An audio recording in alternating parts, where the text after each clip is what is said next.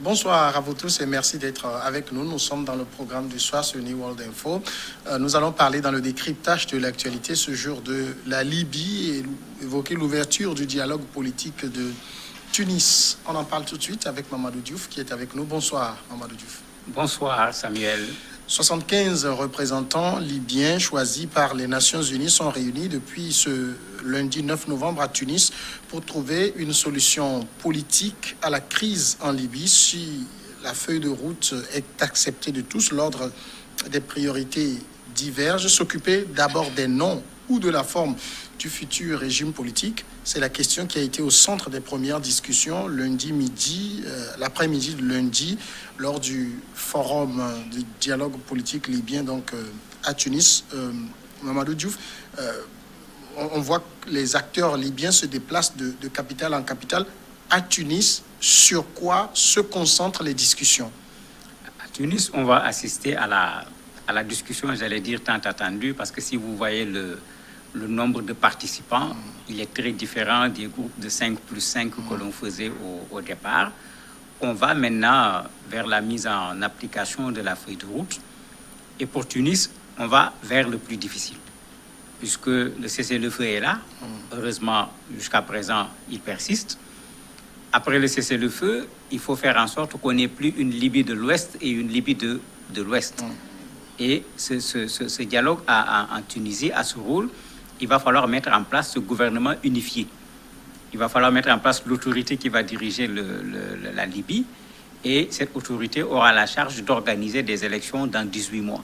Donc il y a un enjeu qui est là, qui est énorme, puisque les discussions sur le côté militaire ont été faites, les discussions sur le côté économique, en ce qui concerne le pétrole également, a été fait. Ici, maintenant, il faut aller dans le sens de faire en sorte que la Libye soit considérée comme un seul et même pays et qu'il soit géré par tous les Libyens. C'est l'objectif de ce dialogue au niveau de Tunis. Donc, clairement, l'enjeu de ce nouveau dialogue, c'est d'avoir un gouvernement unifié. Tout à fait. Puisque pour le moment, on parle toujours du gouvernement d'union nationale d'un côté, du Parlement de l'Est de l'autre, avec le maréchal Haftar. D'ailleurs, même dans la composition, ils ont pris 26 personnes au niveau du Parlement de l'Ouest, avec le gouvernement d'union nationale. Ils ont fait la même chose avec le Parlement de l'Est, mais cette fois, ce n'est plus le face-à-face Haftar et le gouvernement d'union nationale, mais ils ont ajouté 49 autres personnalités libyennes. Donc, ils ont vraiment élargi en tenant compte de plusieurs critères au niveau de la société libyenne pour que ces gens viennent, pour que, à l'issue de cette discussion, qu'on puisse mettre en place ce qu'ils appellent, c'est pas moi, un groupe présidentiel, parce qu'ils sont dans une logique de mettre 3 personnes au devant, en prenant en compte les 3 grandes régions de la Libye, et qu'une personne soit issue de chacune de ces 3 grandes régions. Donc, on est toujours dans le sens d'un consensus, et c'est ce conseil présidentiel qui va diriger la Libye. Qui sont les 75 participants? Quels sont leurs profils? En fait, on a pris dans du tout. On a pris dans du tout. On a pris entre les 2 groupes qui s'affrontent, le gouvernement d'union nationale, où on a choisi au niveau de ce Parlement 26 personnes. On a fait la même chose avec l'Est, avec le Parlement de l'Est, là où se trouve le maréchal Haftar. On a pris 26 personnes. On a choisi 49 autres personnes sans tenir compte du gouvernement d'union nationale ou de la partie Est, puisqu'ils ne sont pas les seuls Libyens. Il y a d'autres groupes armés qui sont au niveau de la Libye. Et il y a cette réalité géographique également de la Libye, puisque Kadhafi avait joué sur ça, sur les groupes ethniques pour gérer la Libye. Ils ont tenu compte de tous ces éléments pour essayer de faire en sorte d'avoir une sorte de représentation de la Libye à travers 75 personnes qui vont pouvoir valablement parler au nom des Libyens. Il y a une chose intéressante ici, les forces étrangères qui appuient un camp ou l'autre, aucune de ces forces étrangères n'est concernée par cette rencontre. D'ailleurs, même le slogan de la rencontre, c'est la Libye d'abord. Est-ce que ces 75 participants ont mandat à prendre des décisions ou bien on va assister à ce qu'on a l'habitude de voir, nous allons recourir à notre hiérarchie d'abord? Non, cette fois-ci, c'est des plénipotentiaires. Ils doivent prendre les décisions et la représentante des Nations Unies a insisté là-dessus. Non seulement on doit prendre les décisions, mais on doit prendre les décisions en public pendant la session. Parce qu'une des difficultés, effectivement, sur un certain nombre de rencontres, c'était que les représentants voulaient encore aller retourner à leur base, entre guillemets, pour parler comme les syndicalistes, pour voir est-ce qu'on peut signer ou pas. Cette fois-ci, c'est pourquoi j'ai dit que ce n'est plus l'Est et l'Ouest seulement.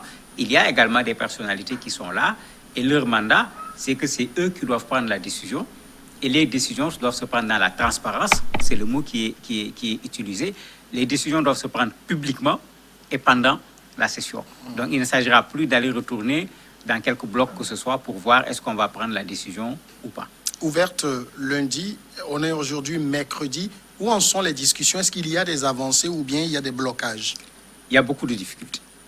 Il y a beaucoup de difficultés puisque certains disent mais la priorité c'est d'abord la stabilité de la Libye. Bon, ce qui est tout à fait vrai. D'autres disent mais non, on nous amène où? Avant de nous dire qu'on va aller vers des élections, il faut qu'on sache comment les élections vont se faire. D'autres disent mais non, le conseil présidentiel sera constitué de 3 personnes. Il faut que les choses soient claires. Qui sont ces 3 personnes? Et d'habitude, à ce genre de rencontre, on a toujours au départ cette difficulté puisque chacun vient avec ce qu'il considère comme étant la priorité. La feuille de route était claire, mais sur la feuille de route, heureusement, tout le monde s'entend. Il y a un consensus là-dessus. Maintenant, c'est dans les priorités qu'il y a une très grosse difficulté, une très grosse discussion aujourd'hui, puisque certains disent que la Libye est fatiguée après pratiquement 10 années de guerre. Ce qu'il faut, c'est de mettre fin à la guerre d'abord, de façon définitive. Ils vont même très loin en disant qu'on récupère les armes au niveau des milices, qu'on récupère les armes au niveau des mercenaires étrangers avant d'envisager autre chose. C'est-à-dire, le gouvernement vient après, les élections viennent après, le processus sera beaucoup plus long en ce moment. D'autres disent non, ce travail, pour le faire, il faut une entité pour le faire.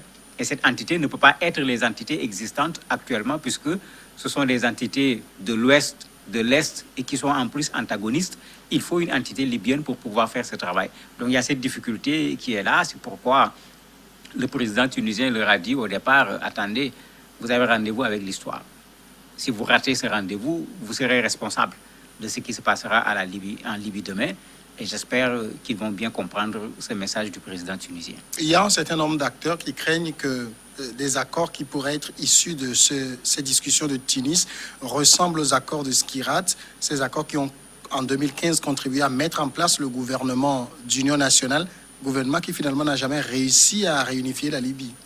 Tout à fait, c'est pertinent également puisque ce sont les Nations Unies qui avaient organisé cela pour mettre en place un gouvernement d'union nationale, mais qui n'a jamais été réellement un gouvernement d'union nationale, ça il faut le dire, qui devait également organiser des élections à une date bien précise et qui a échoué, raison pour laquelle le premier responsable dont on entend parler de moins en moins, Fayez El-Sarraj, a dit clairement que lui, il est prêt à démissionner en reconnaissant que le gouvernement d'union nationale n'a pas pu accomplir la mission qui lui avait été confiée. Mais même les organisateurs, même les Nations Unies, quand on leur a posé la question, bon, quel est le pourcentage de réussite? Ils ont dit 50%. Pour dire qu'ils sont conscients qu'il y a une avancée qui est là. De plus en plus, il y a des rencontres, de plus en plus, il y a des accords, mais on touche maintenant à la question du pouvoir lui-même, et c'est là où ça va devenir le plus difficile certainement. Partager l'argent du pétrole, bon, on n'a pas besoin d'être dans le même pouvoir. Il suffit qu'il y ait une méthode transparente pour que chacun sache combien j'ai reçu et combien l'autre a reçu. Même si on n'est pas dans le même camp, chacun est tranquille dans son coin. Ici, maintenant, comme on le dit, il va falloir choisir 3 personnes, et certains l'ont dit clairement, les noms d'abord. Qu'on sache d'abord qui est qui dans cette affaire avant de pouvoir aller plus loin. Donc même les Nations Unies ne se cassent pas la tête en pensant que ça va réussir à 100%, mais il y a la pression qui est là de la part des Nations Unies. Il y a les menaces également de sanctions pour tout ce qui risque de remettre en cause le processus qui veut amener la Libye vers la paix. Donc, à l'issue de ce dialogue, à supposer que cela réussit, on tend vers l'écartement de Fayez Al-Sarraj et du maréchal Khalifa Haftar. L'écartement est déjà là. Quand on regarde cette rencontre, d'habitude, quand on parlait, toutes les rencontres internationales sur la Libye, on parlait d'eux, les gens allaient les voir, on les amenait, même s'ils refusaient de s'asseoir autour de la même table. Mais depuis pratiquement plus d'1 mois, depuis la signature du cessez-le-feu, et même depuis un peu avant, on n'entend plus parler de Al-Faraj, on n'entend plus parler également du maréchal Haftar, d'autant plus qu'à l'interne même, il commence à être contesté, aussi bien le maréchal à l'est que Fayez al-Sarraj à l'ouest, puisque les gens, certains des Libyens ne se reconnaissent pas dans cette division de la Libye en est et en ouest. Ils considèrent que quelque part, ces gens sont en train plus de défendre leurs intérêts personnels que les intérêts de la Libye. Et il y a des voix qui se lèvent à l'intérieur de la Libye pour le dénoncer. Malheureusement, à l'est, par exemple, on a tué tout récemment une avocate dans ce sens-là, parce qu'elle avait dit que très clairement, le fils du maréchal est en train de faire ce qu'il veut, c'est la corruption. Elle a eu prévu de publier une vidéo, mais on ne lui a pas donné l'occasion de le faire. Donc, pour dire que même à l'intérieur de ces groupes, il y a aussi de la contestation à l'interne, parce que les Libyens sont véritablement fatigués par cette guerre interminable. En tout cas, ce dialogue va déboucher certainement sur des accords, et la finalité de tout ça, c'est des élections dans 18 mois. Oui. En fait, ça a toujours été prévu dans tout ce qui a été fait comme négociation. Il était clair que un gouvernement à l'ouest, un gouvernement à l'est ne pouvait pas résoudre le problème de la Libye. Sauf si on allait dans la logique d'une partition en divisant la Libye en deux. Cette option n'a jamais été prise durant les négociations. Et les Libyens ne l'ont jamais acceptée d'ailleurs. Donc, l'option qui est là a toujours été comment faire pour que l'Est et l'Ouest se retrouvent, qu'on ait une seule institution, que ce soit le gouvernement, que ce soit le Parlement, etc., et que ce soit cette institution qui fasse en sorte que la Libye retourne à une vie normale. Et c'est cette difficulté qui a fait que tous les autres accords n'ont pas marché, parce qu'il y avait la main étrangère, hein, il faut le dire clairement. D'ailleurs, même parfois sur les autres accords, la main étrangère était plus forte. Les participants étrangers étaient plus nombreux que les participants libyens. Mais depuis qu'on a changé de méthode en disant qu'il faut un dialogue interlibyen, il y a des avancées qui sont là. Et une des avancées qu'on attend effectivement, c'est que finalement, on se retrouve avec des institutions qui sont des institutions libyennes, regroupant l'ensemble des Libyens, qu'ils soient de l'Est ou qu'ils soient de l'Ouest, et que ce soit ces institutions qui mènent le processus qui va aboutir aux élections où les populations libyennes maintenant décideront de qui va diriger la Libye. C'est vrai qu'on ne les entend pas trop, mais est-ce que les Libyens se prononcent sur ce qui se fait et qu'est-ce qu'ils en pensent? Mais ils sont parfaitement d'accord avec ce dialogue. D'ailleurs, c'est pourquoi je disais même à l'interne, il y a de la contestation, aussi bien dans le camp du maréchal. Les gens ont trouvé que le maréchal est un peu extrémiste, il est un peu va-t-en-guerre. Autant au niveau du camp de Fayez al-Sarraj, les gens ont trouvé qu'également Fayez est dans la même posture que le maréchal. De sorte que dans les deux camps, en plus du fait qu'au niveau international, c'était également ça la vie, les gens avaient commencé à dire, si on n'écarte pas ces deux, il n'est pas possible d'avoir une solution. Ça a été ensuite l'option également de la communauté internationale. On voit de moins en moins ce qu'on voyait à pareil moment où on voyait Fayez al-Afshar aller en Turquie, on voyait le maréchal aller en Égypte. On sentait que c'est eux qui partaient, qui rencontraient leurs alliés avant de venir à une négociation, ce qui rendait la négociation beaucoup plus compliquée, parce que même si les soutiens étrangers ne sont pas présents, on est allé prendre l'avis du soutien étranger avant de venir à la négociation, ce qui rendait plus complexe le fait de pouvoir trouver une solution. Donc ça a été compris à l'échelle internationale, ça a été compris également à l'échelle libyenne, de sorte qu'il est clair que ces deux personnages vont être carrément mis à l'écart dans le cadre de ce processus. Si Fayez al-Sarraj lui a clairement exprimé qu'il pourrait démissionner, le maréchal, est-ce qu'il est prêt aujourd'hui à être écarté?